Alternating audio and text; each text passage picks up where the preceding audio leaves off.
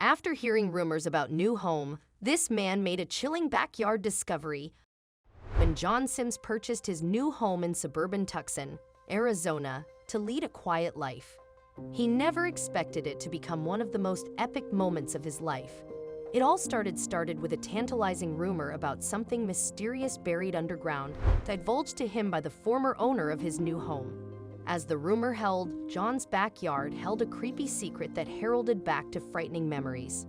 So without any direction whatsoever, he began to dig feverishly, tearing up his backyard.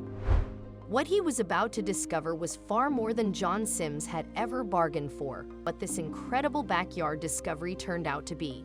John Sims bought a new home for himself in Midtown Tucson, Arizona. The previous owner was a friend of his, so he knew he was in good hands. But as his friend handed over the property, he had a strange message to pass on about the house.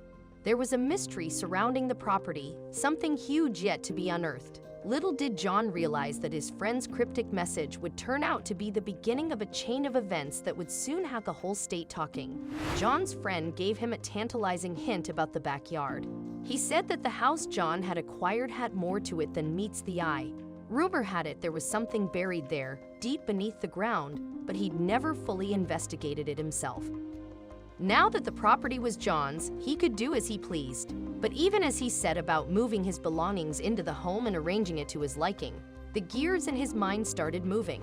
The desire to know more was consuming him, as anyone who had a secret lurking beneath their fingertips would likely feel. John was going wild with curiosity the second his friend had passed this information to him. Even if it was possibly just a fool's hope, he was intrigued. Only half-jokingly, John had asked him immediately for a shovel, and while they'd laughed it off, John knew he had to pull out the proper equipment he would need to put the rumor to rest. He had an idea. It took him a bit more time to get things underway, but John was determined to discover what secrets his backyard held, if any. He wondered what he would find, if anything, and how intact it could be. The possibilities were limitless. Even though it would mean messing up the clean, orderly appearance of his backyard, it was only a minor setback in order to settle the score once and for all. There was only one way to find out. He started to dig.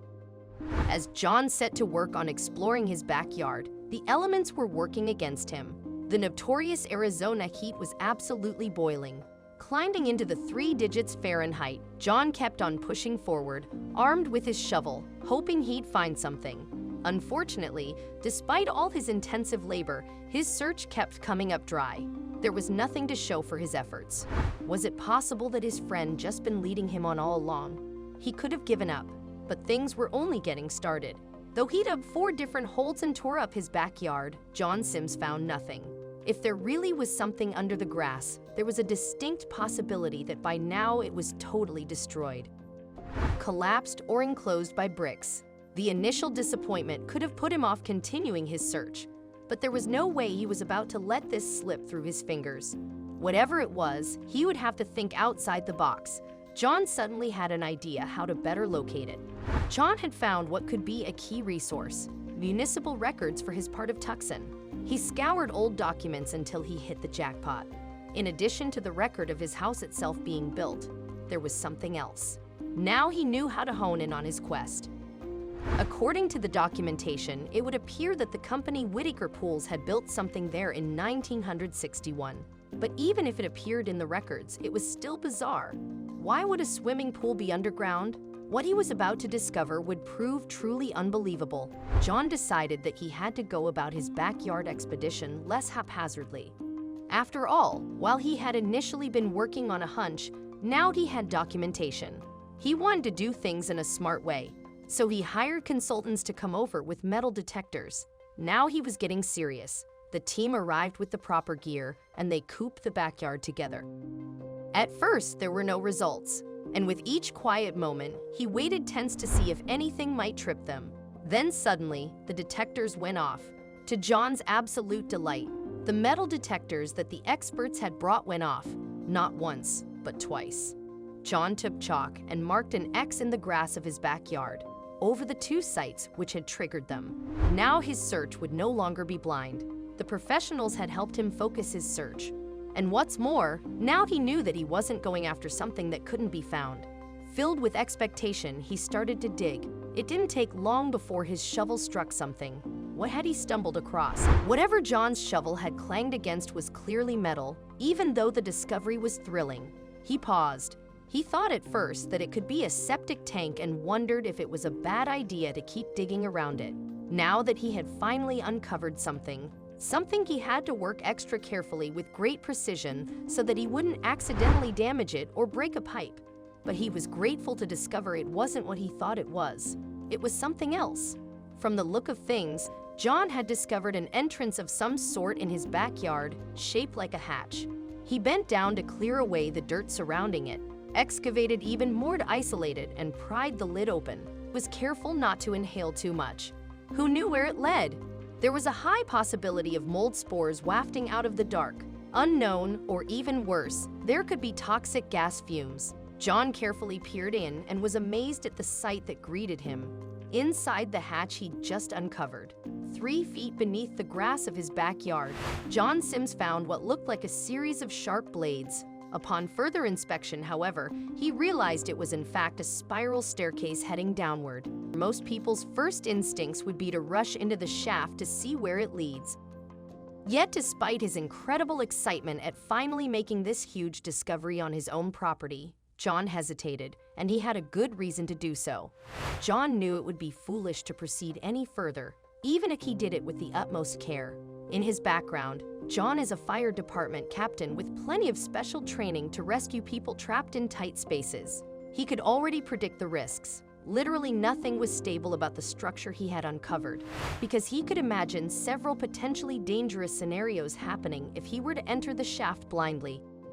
He held back. He had a better plan in mind, but he couldn't do it alone.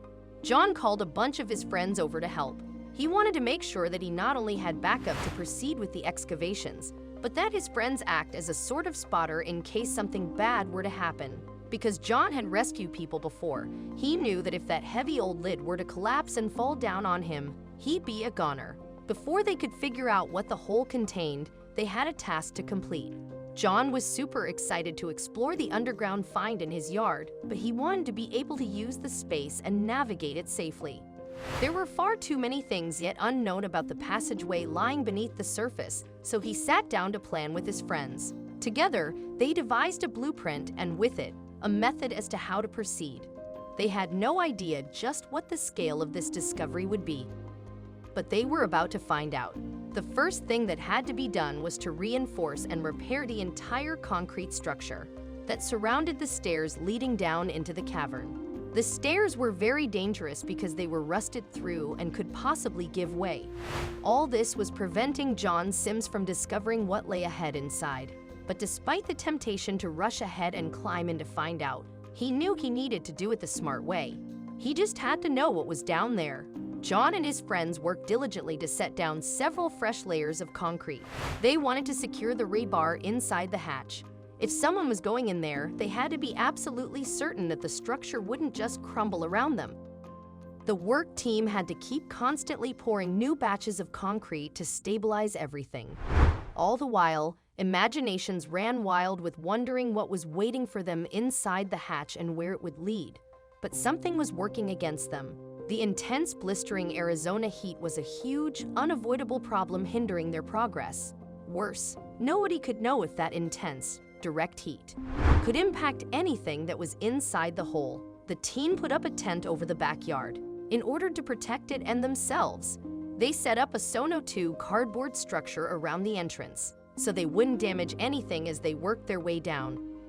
After all that work with cement, it looked like it was finally time to go inside, but they'd need one more thing. As part of their plan to best spruce up the mysterious structure under John Sims's backyard, he and his friends had to install an electrical line. Whatever they would discover inside, the team wanted to be able to illuminate it properly and to use power tools for further excavation. They also put in a black pipe to funnel in fresh air. At long last, their work was coming to a finish. After more than 50 years, the underground cavern, long covered by the hatch and 3 feet of earth, would reveal its secrets. After their work of widening the entrance, the tunnel was looking in way better shape than when it had first been discovered.